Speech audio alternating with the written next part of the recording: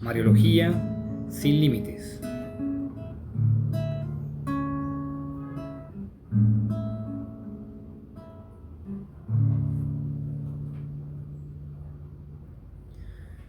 Iniciamos el programa el día de hoy, 13 de mayo, con la oración compuesta por el mismo Dios Todopoderoso y Eterno, que hace referencia al ángel Gabriel a la salutación angélica con respecto a la Madre del Salvador.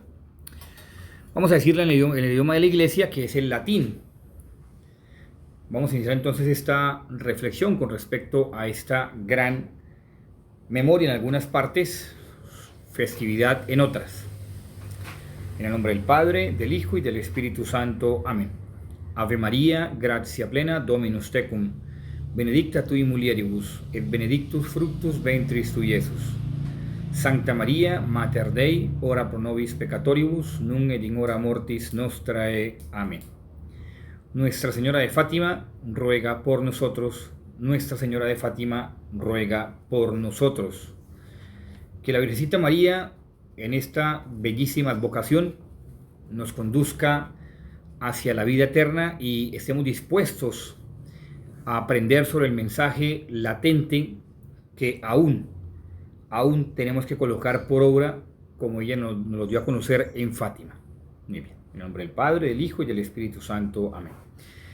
Iniciamos esta meditación con respecto a Fátima, teniendo en cuenta que Fátima es el topónimo árabe de un pueblo situado casi en el centro de Portugal, a unos 125 kilómetros al norte de Lisboa. Es pues una parroquia que pertenece al arciprestazgo de Vilanova de Urem, en la diócesis pues de Leiria. ¿Qué es lo curioso y lo interesante de Fátima? Acordémonos que Fátima también tiene que ver mucho con el Islam, pues Mahoma y todo lo que tiene que ver con él. Y que dentro de ese acercamiento María lo que quiere es acercar a las gentes hacia Dios y sobre todo que vivan su fe. Eso es lo que vamos a ver a continuación, más que obviamente la acción topográfica, geocéntrica, demográfica. Nos interesa conocer más acerca de las apariciones y vuelvo y digo, el sentir que tiene el Islam con Fátima y el acercamiento que hace la Virgencita María con cada uno de nosotros para con el Señor, porque todos somos sus hijos. Ya lo hemos visto, usted puede ver el video del días pasados de María, Madre de Dios, y María, Madre de la Iglesia. Bueno, en fin, lo puede llegar a ver. Ahora bien, los videntes, tres pastorcitos, Lucía, Francisco y Jacinta. Lucía, pues, se llamaba Lucía de Jesús Santos, hija de María Rosa y de Antonio, nacida el 22 de marzo de 1907.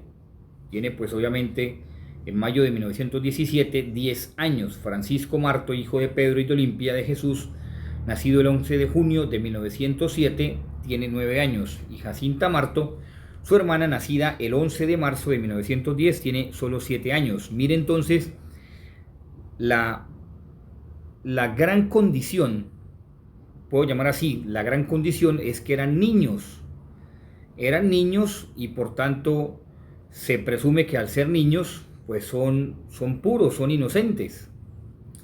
Bueno, se supone que pues obviamente es importante eso para cada uno de nosotros, conservar la pureza y la inocencia, cosa que hoy en día se ha perdido bastante. Nos da datación que sus familias se dedican al trabajo del campo y tienen pues sus propiedades suficientes para vivir sin estrés, es decir, no son gente de escasos recursos. Que dentro de su consideración para comprender bien las apariciones de los videntes de Fátima son unos límites esenciales en cuanto a que reposan sobre la integridad de estos niños, es decir, eran niños bien formados por su familia, eran niños bien formados y educaditos. Eso es lo que hace perfectamente reconocer el límite de la integridad en cuanto a que no se están inventando nada. Por primera medida, no se están inventando nada, fue cosas tal cual como sucedió. De ahí que dentro de las apariciones que hace también el ángel, y que pues en 1916 aparece un ángel por 3 veces, los mismos 3 videntes, obviamente pues para preparar la visita de Nuestra Señora, de la Virgencita María, el ángel se autodenomina el ángel de la paz y el ángel de Portugal, perdón, que es en la primera aparición comunica el espíritu de reparación, enseñándole la hermosa oración: Dios mío, yo creo, espero, yo os amo.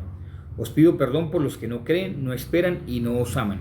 Importantísimo uno aprenderse esta oración, porque es una oración de reparación. Acordémonos que nadie es lo supremamente santo, solamente Dios y la Virgencita María, para entrar entonces en el cielo. Ya vamos a ver por qué es tan difícil entrar en el cielo. De por sí, Fátima, una de sus apariciones y de sus mensajes es la urgencia que hay por salvar las almas. Salvar las almas que si bien es cierto, la gente piensa con la famosa falsa misericordia que todo el mundo es digno del cielo, pues resulta que somos más dignos del infierno que del cielo.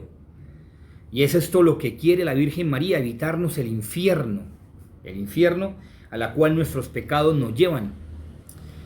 Y esto es lo que hace que esta oración ellos la repitan continuamente, y que en la tercera aparición el ángel les enseña primero una estupenda oración trinitaria que dice de esta forma: Santísima Trinidad, Padre, Hijo y Espíritu Santo, os adoro profundamente y os ofrezco el preciosísimo cuerpo, sangre, alma y divinidad de nuestro Señor Jesucristo, presente en todos los tabernáculos del mundo en reparación por los ultrajes, los sacrilegios y las indiferencias con que es ofendido, y por los méritos infinitos del corazón sacratísimo de Jesús y la intercesión del corazón inmaculado de María, os pido la conversión de los pobres pecadores. Luego, pues seguidamente de esta oración, da a estos videntes, a estos niños, la comunión de una forma desacostumbrada, que pues obviamente que de alguna manera induce a pensar que no es la forma sacramental, pero obviamente la forma sacramental como tal, que no solamente de una acción mística, ahí donde entran los supuestos lastimosamente movimientos nuevos de la teología, diciendo que no, que simplemente era una idea que tenía en su mente, lastimosamente con corrientes psicológicas que lo que hacen es alterar el sentido del mensaje divino, que parte de la mística, que si bien es cierto, sí hay alteraciones psicológicas, psiquiátricas, sí lo hay, claro que sí lo hay, porque es la acción del maligno que quiere distorsionar el mensaje. En este caso, como bien hemos dicho, el límite que tienen los niños es la integridad de su proceder. Por eso una persona, lo primero que estudia la iglesia, una persona cuando recibe mensajes de Dios, lo principal que se revisa es la integridad. La integridad, y como tal, la integridad quiere decir la misma acción vital o la misma vida que lleva la persona, que sea coherente en todos sus sentidos. Si falta algo de coherencia, es difícil que se pueda llegar a creer y difícil que pueda entonces el mensaje ser proveniente de Dios. Y obviamente pues también la rectitud de intención, el acto de pureza, la pureza de intención. Bueno, esto es lo que hace que al preparar el camino para que llegue Nuestra Señora, la Virgencita María, llegue Nuestra Señora, esta misma aparición acaece sobre el 13 de mayo de 1917, o sea, un día como hoy en 1917, que es domingo, y los tres muchachos van a apacentar el rebaño a la cova de Iría. Es casi mediodía y el sol brilla sereno. Terminado su alimento, o es de fruta frugal, que de por sí algunos aducen que estaban robándose unas manzanas, unas peras de un árbol, que dentro del testimonio no está plenamente escrito, pero aducen eso. Pues obviamente, y recitado el rosario, que ellos recitaban de una forma muy sencilla el Santo Rosario, estaban jugando. Y de improviso un fulgor extraordinario surca la atmósfera. Y eso pues obviamente hace digamos, fijar la atención de los muchachos, de estos niños. Y un nuevo resplandor, es decir, como un rayo, los detiene junto a algunos matorrales de encinas. Entre ellas hay una de 1 metro de alta, dicen los videntes, 1 metro de alta. La observan y en medio de ella una luz blanca y resplandeciente. Ven la figura de una persona que le llama. Esta es la primera aparición de la Virgencita María, la primera aparición de Nuestra Señora de la Virgen. Obviamente, pues recogiendo estas declaraciones las recogió el doctor Fournigeau, que describe pues así la aparición, que pareciese como si no tuviera más de 18 años. Bueno, esta digamos como tal, ahí afirma que se va a aparecer 7 veces, que la última aparición ya veremos por qué no fue dentro de la acción pública, sino fue de forma privada, personal, para con Lucía. La segunda aparición ocurre, obviamente, pues el 13 de junio de 1917, pues los niños estaban acompañados por unas 40 personas. Se presume y se dice que el texto se refiere precisamente a la misión confiada a Lucía, que si a Jacinto y Francisco ellos se les manifiesta que ellos irán pronto al cielo como tal, y que ella pues obviamente la Virgen María los va a llevar. En cambio, Lucía queda con una misión específica, que permanecer aquí, dice así como tal, abajo por más tiempo, porque Jesús quiere servirse de ella para hacer conocer y amar a la Santísima Virgen María, que quiere establecer al mundo la devoción del Inmaculado Corazón, o al Corazón Inmaculado, al que prácticamente se le ofrece la práctica de los sábados, y que pues obviamente a las almas predilectas de Dios, que serán como flores colocadas por mí ante su trono, es decir, dice la Virgencita María, en cuanto a que esas personas que se deleiten en el mismo corazón inmaculado de María. Seguidamente, al mes siguiente, el 13 de julio de 1917, el texto esencial dentro de esas mismas apariciones es el famoso secreto, cuyas dos partes conocidas dicen, pues obviamente los que han estructurado estos, los que han podido también estudiar más a profundidad el mensaje, dice que han visto el infierno. Los niños ven el infierno y la cantidad de almas que van a parar allí, que son pobres pecadores como todos nosotros, y que para salvarlos el Señor quiere establecer en el mundo la devoción a mi Inmaculado Corazón. Si se hace lo que la Virgen María dice, muchas almas se salvarán y habrá paz. También afirma en esa época que la guerra está por culminar. Que a su vez, que la guerra como está por culminar, que en el pontificado de Pío XI comenzará otra peor. Cuando ahí afirma, dice, cuando veáis una noche iluminada por una luz desconocida, saber que esa es la gran señal que da Dios de que está próximo el castigo del mundo por sus muchos delitos del mundo, por sus muchos pecados, mediante la guerra, el hambre y las persecuciones contra la Iglesia y contra el Santo Padre. Dice, para impedir esto, pido la consagración del Inmaculado Corazón de María, la consagración a Rusia, al Corazón Inmaculado, y la comunión reparadora los primeros sábados de mes, Pues que lo que afirma la Virgencita María en este mensaje del 13 de julio es que está dando una información precisa, concreta, consciente de lo que espera la humanidad, lo que se nos da como resultado de nuestros actos,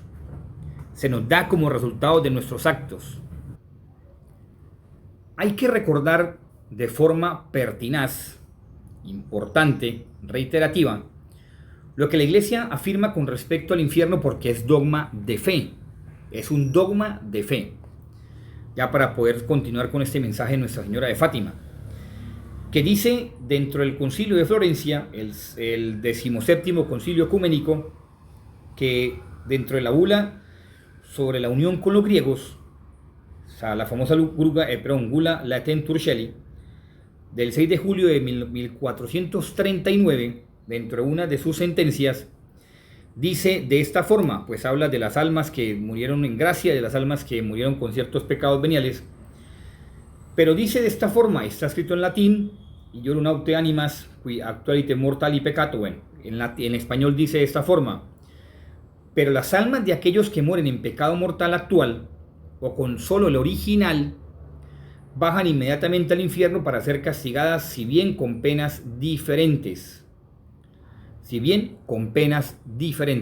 dicho por un concilio, el Concilio de Florencia, bajo la tutoría de su santidad Eugenio IV, que hace referencia sobre todo a eso, a quien muera en pecado mortal y a quien muera bajo el pecado original, es decir, que no se haya bautizado. Y es que hay que tener en cuenta esa acción simétrica que la Iglesia propone con respecto a la causa del pecado. ¿Y cuál es la causa del pecado? Una sola es la causa del pecado. Es la desobediencia a Dios, y el odio por Dios, así como usted lo escucha, la desobediencia a Dios y el odio por Dios. ¿Usted quiere odiar a Dios? Si usted quiere odiar a Dios, peque mortalmente, porque lo está usted a Dios, a pesar de que algunas personas no lo ven así dentro de la teología sistemática, se ve como la mayor ofensa a Dios el pecado, porque Dios nos ama y quiere que nos salvemos. Y si usted no ama a Dios, usted peca. De forma que prácticamente se puede decir que usted está odiando a Dios cada vez que usted peca, sobre todo mortalmente, porque mortalmente usted se excluye de la gracia de Dios. Tiene que hablarse sí o sí precisamente de eso. Tiene que hablarse sí o sí precisamente de esa acción por la cual Cristo nos vino a salvar. Y aquí hay un aspecto importantísimo. Mientras hoy muchos hablan de la liberación de la esclavitud social, que el ser humano merece una mejor vida, una mejor calidad de vida, una dignidad vital, lo que usted quiera nombrar, y que sí, pues también Dios espera eso para cada uno de nosotros. Acuérdese que para Dios todo es una economía. En Dios todo es una economía. Y si Dios a alguno le dio demasiado dinero, es para que entonces ese dinero fluya entre los que menos tienen. Ojo, sin demeritar el esfuerzo que la persona que no tenga recursos económicos no haga por adquirir para sus bienes temporales. Eso no quiere decir que entonces los que más tienen que mantener a los que menos tienen. No, sino que sencillamente los que menos tienen que hacer el esfuerzo por trabajar como todos, pero que en la medida de sus posibilidades, si usted a Dios le ha dado más dinero, pues compártalo y no sea egoísta, mientras que la otra persona tiene que, si no tiene dinero, pues trabaja, pero también debe dejar la pereza. Eso es lo que está hablando la cuestión dogmática de la Iglesia en cuanto al Concilio de Florencia. Ahora, tenemos que mirar los símbolos, es decir, la acción de la fe en cuanto a que Cristo padece. Y cuando se habla de padecimiento, pazoustas, como se dice en el Concilio de Nicea, pazoustas está hablando precisamente de ese padecer, pero no un padecer por el dolor, sino un padecer por falta de conciencia. Y eso es lo que habla la Virgencita María en Fátima, la falta de conciencia. Usted es consciente de su pecado, usted es consciente de lo que hace para ofender a Dios, usted es consciente de lo que hace para satisfacer su necesidad, aún sabiendo que está exponiendo su salvación y está alejándose de Dios. ¿Es consciente de eso? Eso es lo que está hablando la Virgen María en Fátima. Y por eso el llamado tan urgente que hace ella desde 1917 para que la gente evite el infierno, para que de esa manera la gente evite su condenación. Porque es importante tener en cuenta que el estado eterno de condenación no va a cambiar jamás. No va a cambiar jamás. La desesperación, la aniquilación de la gracia, todo lo que dice la doctrina de la Iglesia Católica en cuanto a su dogma de fe, jamás va a cambiar. Jamás va a cambiar. No somos conscientes de eso porque no conocemos la realidad, salvo aquellas personas que Dios le ha permitido vivir esa experiencia mística. Y lo importante es poner fin al pecado, no a una esclavitud social, sino a la esclavitud del pecado. Y eso solamente lo podemos hacer cada uno de nosotros con la ayuda del corazón inmaculado de María. Ojo, porque aquí también ella está hablando del comunismo, del marxismo, inclusive está hablando, como hablaba también León XIII, Pío IX, de la infiltración de la masonería dentro de la Iglesia, y cómo hoy en día, como dice la Salet, dice también la Quita, hay obispos, cardenales, masones, hay inclusive también sacerdotes masones. Y les voy a contar una anécdota que me causó curiosidad.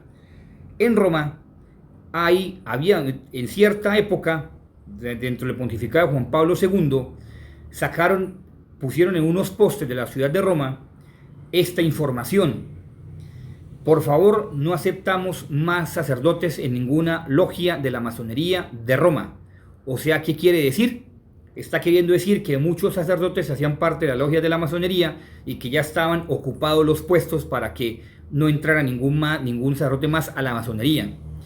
Y si la masonería es un círculo oscuro que al parecer,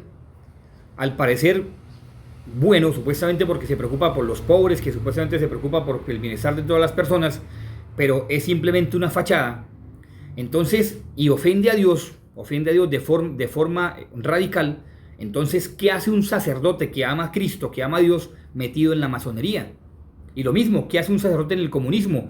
¿De dónde procede la teología de la liberación? Del comunismo, del marxismo histórico. De ahí procede la teología de la liberación. Entonces no tiene nada que ver una cosa con otra, simplemente son fachadas y es lo que la Virgencita María está diciendo. Ahora bien, ¿qué es lo que nos importa? Que nosotros tengamos conciencia de esto. Y hay muchos sacerdotes que han tenido experiencias con personas que los han confesado, como el caso del padre Osvaldo, que vivió de cerca la condenación de una persona que él atendía en un hospital. Mire lo que él dice. El ateo normalmente, la muerte es una desesperación. Yo tengo una anécdota que a mí me ha impactado mucho. Yo pasaba siempre a ver a un hombre y le decía, Pepe, estás mal, confiésate, confía en el Señor. No, yo no creo en esas ridiculeces de los curas, no sé qué. Y yo volví a pasar y, Pepe, confiésate, ¿qué te cuesta? Yo no creo en esas tonterías de mujeres. Pepe, confiésate. Ay, padre, voy a decirlo en latín, no me joda más con eso. Y yo no lo volví a insistir. El día que él estaba muriendo, llama a la enfermera para que vaya, pero ya él estaba ya viendo los demonios que se lo iban a llevar. Su último grito de desespero antes de morir fue, Padre, me condené, y murió. ¿Ustedes entienden que tenemos que estar preparados para la muerte en todo momento? Es aquí donde ese testimonio de este padre Osvaldo Agudelo de la Arquidiócesis de Miami cobra fuerza y sentido, porque son muchas las personas que se condenan, y eso es lo que la Virgencita María no quiere. Ella no quiere que nos condenemos porque sabe la realidad eterna. Ella es madre de todos. Ella es madre de todos. Por eso es importante mirar que después del 13 de julio, dentro de la cuarta aparición que ocurre el 19 de agosto, un mes y una semana después prácticamente, ocurre y hace esta revelación, esta manifestación de Nuestra Señora, la Virgencita María, debido al que el alcalde de Villanova, de Urem, donde están los niños, los secuestra y los devuelve a los padres 3 días después. Y uno se pregunta, ¿y por qué los secuestra? ¿Cuál es el sentido para secuestrar a los niños? ¿Qué tiene que ver los niños con el mensaje? ¿Y cuál es el deseo que él tiene? Simplemente conocer el secreto. Y también se ha atestiguado que ciertas personas dentro de ese movimiento, e inclusive, tengo que decirlo lastimosamente, ciertos eclesiásticos hacían parte de la masonería. Y por tanto no les convenía el mensaje de Fátima, porque hablaba del comunismo, de la erradicación del pecado, de la institución en cuanto a la consagración a Rusia del corazón inmaculado de María y muchas otras cosas más que ellos estaban practicando. Es como quien dice, era como apuntar a su conciencia y prácticamente dispararle a su conciencia, sabiendo que ellos hacían las cosas mal y sabiendo que ellos estaban haciendo mal las cosas y que ellos estaban, como tenían el poder, estaban dirigiendo mal la humanidad. Prácticamente era lo que ellos sentían. Por eso, dentro del mensaje que tiene lugar el 19 de agosto, como bien lo he dicho, su texto esencial en cuanto a que se manifiesta la Virgencita María dice: rezad y rezad mucho y haced sacrificios por los pecadores. Vuelve a repetir: pensad que muchas almas van al infierno porque no hay quienes se sacrifiquen y recen por ellas. De forma que hay gente que vive en el mundo adquiriendo cosas, viviendo en el placer, cosas mundanas, materiales, y no se preocupa por su alma. Tanto así que Dios se manifiesta de diferentes razones, y hay un sitio, diferentes sitios, inclusive en Medio Oriente, inclusive también en la Siberia rusa, hay orificios que se conocen como las puertas del infierno. Inclusive algunos japoneses también cerca de Hawái se quedan aterrados porque dentro de sus excavaciones para obtener gas y cualquier metano y inclusive cualquier tipo de materiales químicos para consecución de la producción de estos mismos, en sus hallazgos han escuchado voces, lamentos, quejidos desorbitantes que perturban en estos lugares. En estos lugares, en cuanto a que se escuchan esos lamentos, quejidos, que son prácticamente de ser como si fueran seres humanos, que no soportan el dolor, y sobre todo que Dios permite que se conozca el lamento del infierno. Del infierno, porque como lo dice el dogma de fe, también es un fuego eterno. Es un fuego eterno, y si Dios lo dice que es fuego eterno es porque es fuego eterno. Se conocen como los famosos cráteres del infierno, donde van las almas de las personas que no han querido seguir a Dios y que odian a Dios, porque vuelvo y digo, el pecado es un odio para con el Señor. Y es ahí donde la Virgencita María nos advierte: ojo, porque si nosotros no cambiamos de vida y no somos conscientes de nuestra misma realidad, que esto es un paso muy corto por esta vida, que si lo vivimos bien conforme Dios quiere, Dios nos regala su vida eterna, estar con Él eternamente. Pero si lo vivimos mal, Dios nos da y nos ofrece, no porque Él quiera, sino porque sencillamente no lo merecimos, porque no amamos a Dios, lo odiamos a Dios con nuestros actos. Entonces no podemos estar con Dios eternamente y nos manda para el infierno. Así que aléjese de esa sensación de la falsa misericordia, porque la falsa misericordia está condenando y está llevando mucha gente al infierno.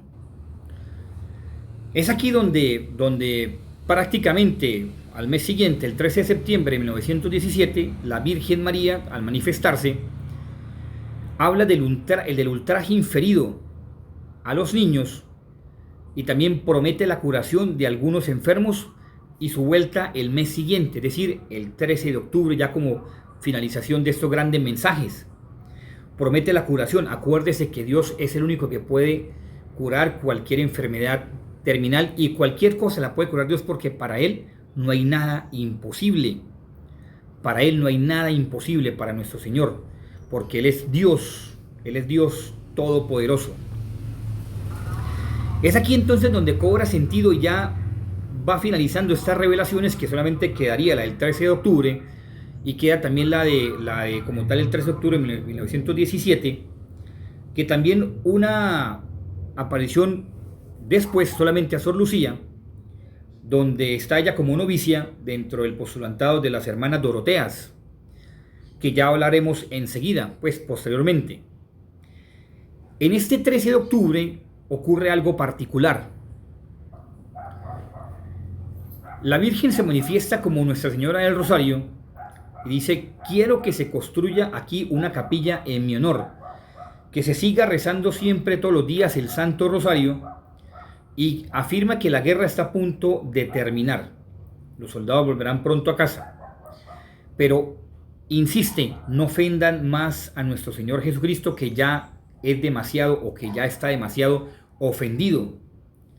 Y pues desaparece la visión y ocurre el famoso milagro del sol. Que, como lo atestiguan ciertos periódicos de aquel entonces, lloviendo a cántaros, relampagueando, una vez terminada la aparición, el sol empieza a girar, a salir de su eje, se acerca prácticamente con todo su esplendor, y lo curioso es que todo queda absolutamente seco, incluyendo el ropaje, la vestimenta que tenían cada una de las personas presentes allí en aquel lugar. Y precisamente esto atribuye para que la gente crea que Dios, el único que puede hacer eso es Dios, nadie más lo puede hacer. Es una clara señal del cielo que nos favorece los hechos, que nadie puede negar, sobre todo testigos oculares y lo que dicen los periódicos de aquel entonces, que confirman esta gran manifestación. Pero ojo, hay un aspecto importante y espero que no se nos olvide antes de continuar pues con la siguiente aparición, revelación, que ya fue solamente, hubo dos más, pero me voy a quedar con una sola, que es importantísimo esto, que no se nos olvide que en esta aparición también se manifiesta y se revela San José y el niño, dándonos la bendición o dando la bendición al mundo, la Sagrada Familia, y recalcando, como lo diría después Sor Lucía también debido también a palabras de su director espiritual, el padre Gonçalves, en portugués Gonçalves, que la lucha era contra la familia y el matrimonio, diciendo la Virgencita de Fátima y expresando Sor Lucía lo que le había comunicado. En especial porque la familia es la manifestación de la Trinidad, es el reflejo de la Santísima Trinidad. Y por tanto, si se altera el orden de la familia, se altera el orden de la sociedad y por tanto se altera el orden de la convivencia mundial. De manera que no hay estabilidad, no hay seguridad y mucho menos se agrada a Dios. Es decir, se le da un espaldarazo a Dios en cuanto a que la familia, como dice San Juan Pablo II, es el centro, el núcleo de la sociedad.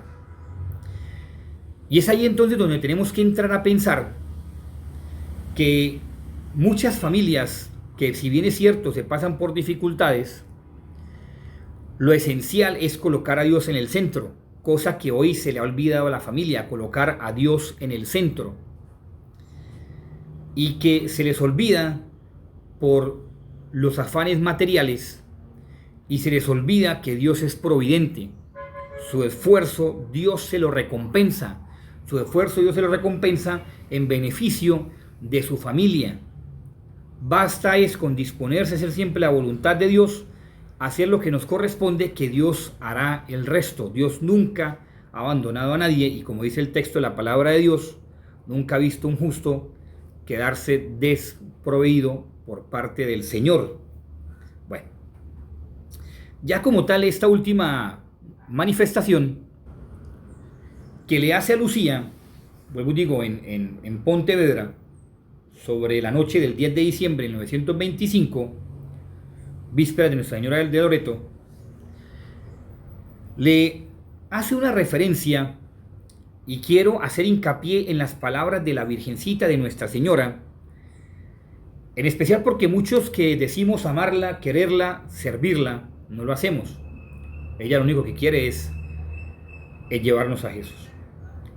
Dice de esta forma, el manuscrito, pues obviamente de Lucía, dice: mira, hija mía, mi corazón rodeado de las espinas con que los hombres ingratos en todo momento lo traspasan con sus blasfemias e ingratitudes, tú al menos intenta consolarme y anuncia de mi parte que yo prometo asistir en la hora de la muerte con las gracias necesarias para la salvación de sus almas.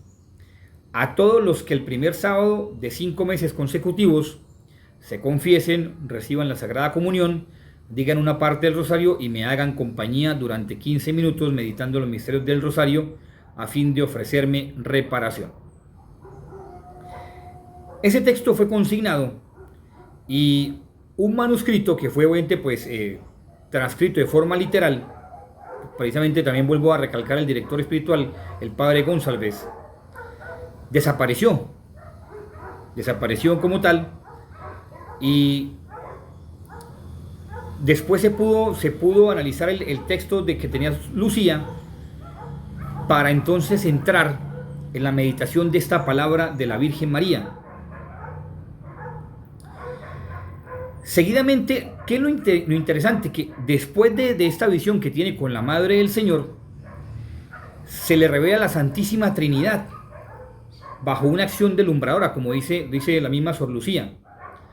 Y prosigue: la Virgen me dijo: ha llegado el momento en que el Señor pide que el Santo Padre haga, en unión de todos los obispos del mundo, la consagración a Rusia, a mi Inmaculado Corazón, prometiendo salvarla por este medio. Son muchas las almas. Miren, ponga la atención a esto que dice, que es muy interesante. Y claro, y nos advierte, son muchas las almas que la justicia de Dios condena, por los pecados cometidos contra mí. Vengo a pedir reparación, sacrifícate por esta intención y reza. Prosigue: no han querido atender a mi petición, lo harán, pero será tarde. Rusia habrá esparcido sus errores en el mundo, provocando guerras y persecuciones contra la Iglesia, y el Santo Padre tendrá que sufrir mucho. Mire, o sea, si uno analiza este mensaje, ya el último mensaje como tal, después de la visión de la Santísima Trinidad, Rusia sí esparció sus errores, Rusia los esparció. Lo que es el comunismo, el marxismo, lo esparció por diferentes partes del mundo. Tan actual será ese mensaje que, al esparcir el comunismo, hoy vemos también cómo la Iglesia está permeada de ese comunismo. Pero la Iglesia no lo llama comunismo, lo llama teología de la liberación. Y son muchas, tengo que decirlo lastimosamente, muchas congregaciones religiosas que viven bajo esa pantalla de la teología de la liberación, que en sí es un comunismo. Y lastimosamente pues tiene el apoyo de algunos obispos y cardenales, que no es cosa extraña lo que yo estoy diciendo. Sencillamente lo que yo estoy diciendo es lo que la Virgen María ha dicho en Nazaret, aprobada por la Iglesia, firmada por su santidad Benedicto XVI, Juan Pablo II y Benedicto XVI, como la madre de las profecías, y seguidamente diferentes apariciones de la Madre de Dios, entre esas también Akita, y ahora Fátima, que también es aprobada por la Iglesia. Y dice, pues al final mi corazón inmaculado triunfará. Pero antes hay que pasar por esta batalla por la cual estamos pasando. Y hay que preguntarnos si nosotros verdaderamente nos sacrificamos por amor a Dios. Si nosotros le ofrecemos a Dios nuestras dolencias, nuestras incomodidades, nuestras inconformidades y todo por lo cual pasamos en nuestra vida. Solo así tiene usted mérito, digamos que mérito, para por lo menos alcanzar por lo menos el purgatorio. Y pobre de aquellos, mire, es que lo mismo la misma Virgen lo dice, pobre de aquellos protestantes que dicen: el corazón inmaculado lo traspasa, son las blasfemias e ingratitudes. Blasfemias que dicen los protestantes con respecto a la Madre de Dios, ingratitudes de parte de ustedes y de mí, que somos católicos y que no hacemos lo posible por una sana devoción a la Virgen María. ¿Usted cree que con rezar el rosario ya, listo, la honró? No. A la Virgen María hay que honrarla de muchas maneras, entre esas buscar la perfección cristiana, el perdón, el amor, la reconciliación, la tolerancia. Muchas virtudes, todas las virtudes, diría uno. Lo importante, de Fátima es un mensaje que tiene que vivirse con transparencia y naturalidad, bajo una fácil, catequesis de todo el Evangelio. Eso es Fátima. Fátima sencillamente es una catequesis de todo el Evangelio, que nos advierte del infierno, sabe que muchas almas van hasta allá, y como dice, mire, para que usted tenga en cuenta ese movimiento que ha nacido hoy de la supuestamente la falsa misericordia, que no, que Dios perdona todo. Ojo, cuando usted se muera y cuando cada uno de nosotros demos el paso hacia la vida eterna, entraremos en la justicia de Dios.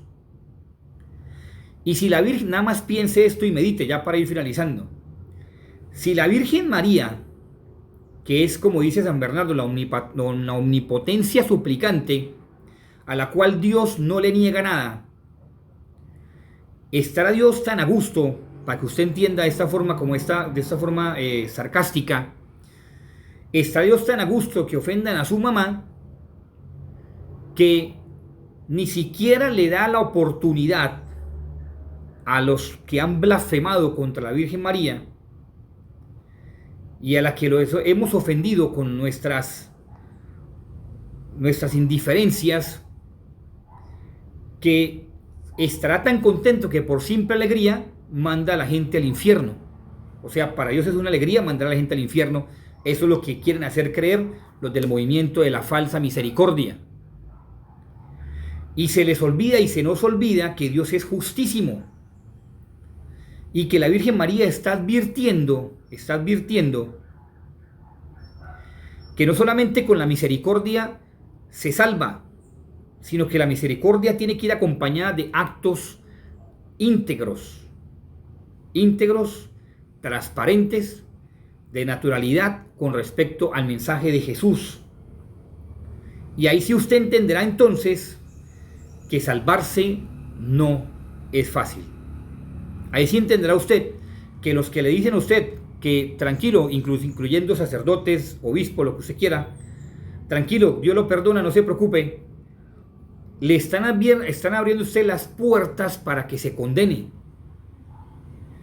Y no le están advirtiendo que su cambio de vida tiene que ser tan radical, que su lucha no es de clase social, su lucha es contra el pecado, contra usted mismo, contra todo aquello que lo aleja de Dios. Hoy siéntese, ore el Santo Rosario, pida a la Virgen María y medite en su vida, medite en lo que usted está haciendo en su vida y si su vida es agradable a Dios. Solamente así usted podrá saber si verdaderamente se está mínimamente ganando el purgatorio o se está yendo para el infierno. No hay más opciones. El tiempo se está acabando. Solamente le digo eso. El tiempo se está acabando. Desde el momento que usted nace,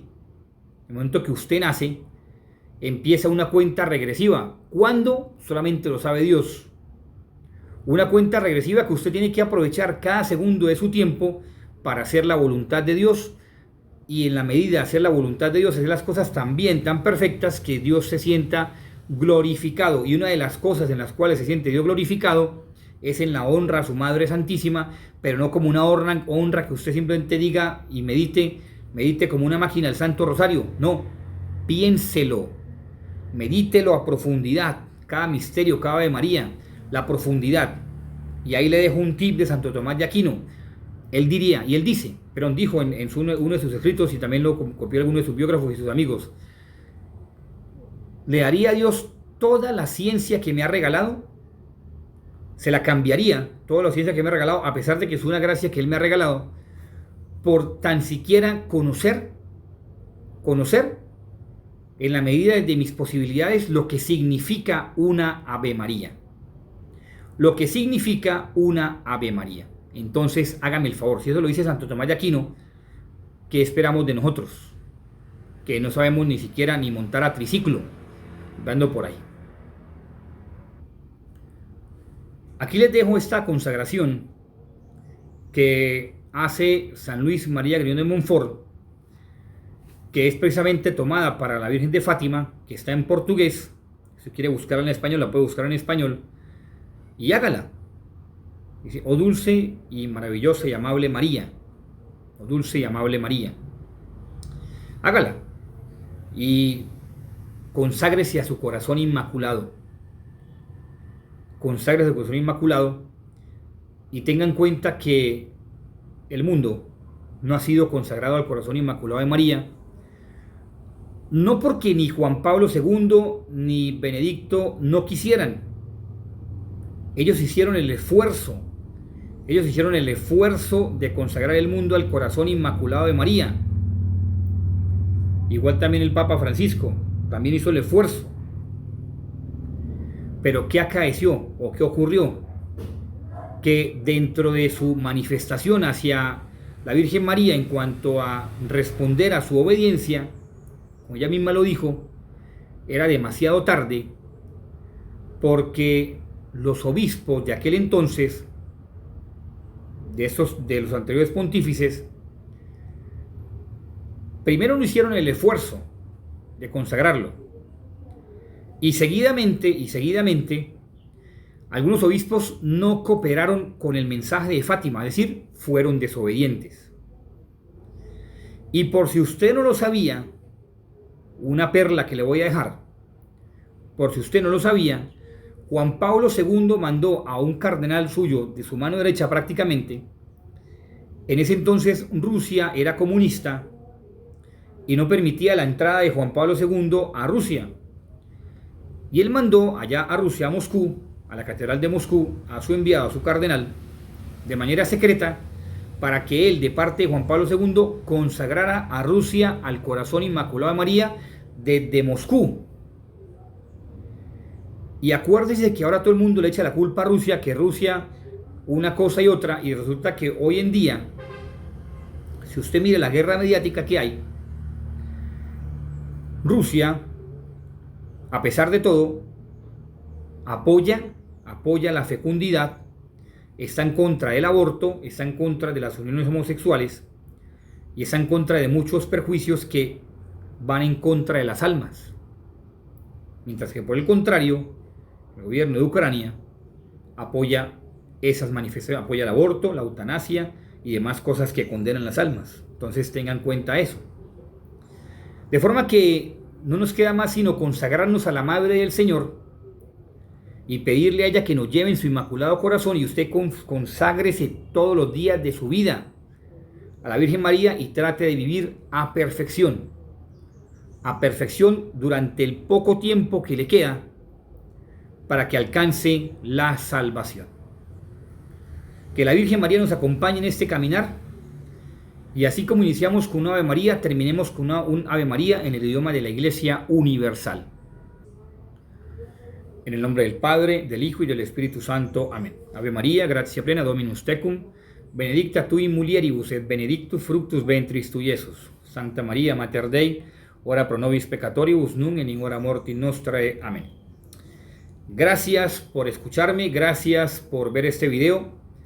Dios, la Santísima Virgen María y San José les bendigan. San José nos libre de la acción de Satanás, del maligno, para que no nos confunda. Él, que es el terror de los demonios, nos libre de la acción del maligno. La Virgencita María nos cubra con su manto maternal de amor, nos lleve entre su inmaculado corazón y nos aleje de todo aquello que nos impida seguir a Dios. Y nuestro ángel de la guarda, nosotros le permitamos al ángel de la guarda inspirarnos sus mociones, sus inspiraciones, para que hagamos la voluntad de Dios. Dios Padre Todopoderoso nos bendiga a cada uno de nosotros.